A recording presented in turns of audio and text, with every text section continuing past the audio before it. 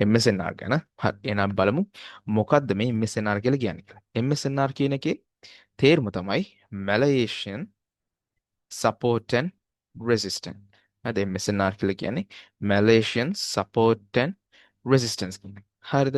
එතකොට මේ තියෙන අපේ classic SNR කියන එක පොඩක් තව advance කරලා. මේ classic SNR කියන එක advance කරලා තමයි Malaysian support and resistance කියන concept එක හැදිලා තියෙන්නේ. ඒ කියන්නේ ඒකට market structure, liquidity ඒවා එකතු කරලා තව advance කරලා. ඒ කියන්නේ classic SNR වලට market structure, liquidity එකතු කරලා තව advance කරලා තමයි මේ Malaysian support and resistance කියන concept එක හැදිලා තියෙන්නේ.